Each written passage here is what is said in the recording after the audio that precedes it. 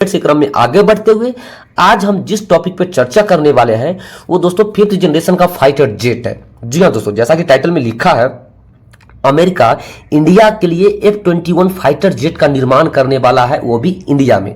दोस्तों ये news India के लिए बहुत बड़ी मायने रखता है, क्योंकि अभी तक इंडियन एयरफोर्स के पास 5th जनरेशन का फाइटर जेट नहीं है, लेकिन वहीं पे अमेरिकन कंपनी ये बोल रही है कि मैं इंडिया में आकर इसका निर्माण करना चाहता हूं। तो दोस्तों ये इंडियन एयरफोर्स के लिए भी न्यूज़ काफ़ी इंपॉर्टेंट बन जाता है।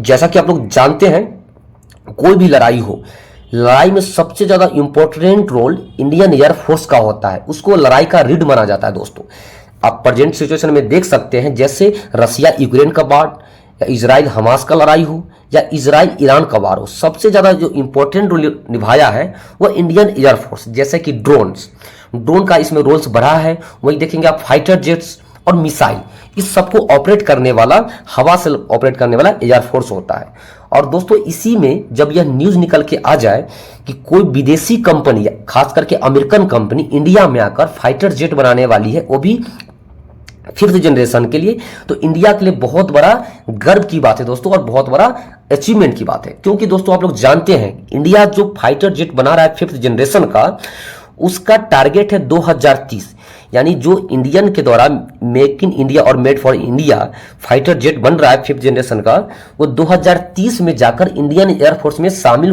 होगा। दोस्तों अभी तक का न्यूज ऐसा ही है। देखेंगे कि इंडिया के द्वारा 4.5th जनरेशन का फाइटर जेट यूज किया जा रहा है, वो भी मेक इन इंडिया नहीं है दोस्तों।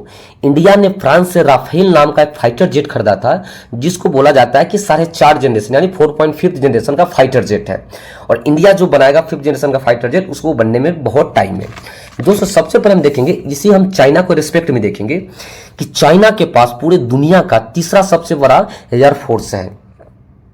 नंबर 1 पे अमेरिका आता है, दूसरे पे रसिया आता है, और तीसरे पे चाइना आता है, और नंबर 4th पे इंडिया आता है। लेकिन चाइना के पास 5th जनरेशन का फाइटर जेट है, वो भी 4 साल पहले से वो ऑपरेट कर रहा है। और ऐसा न्यूज निकल के दोस्तों आ रहा है कि चाइना 2030 तक 6th जनरेशन का फाइटर जेट भी बना लेगा।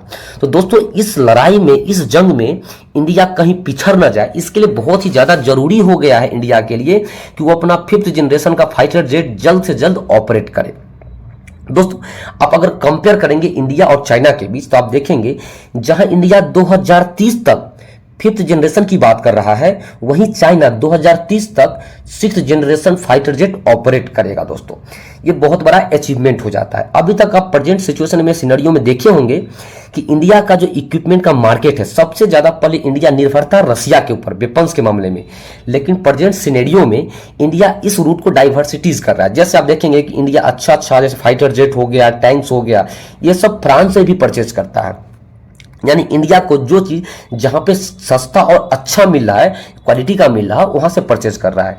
और दूसरा तो आप देखेंगे कि अमेरिका से भी इसका नजदीकी बहुत ही ज्यादा बढ़ गया है।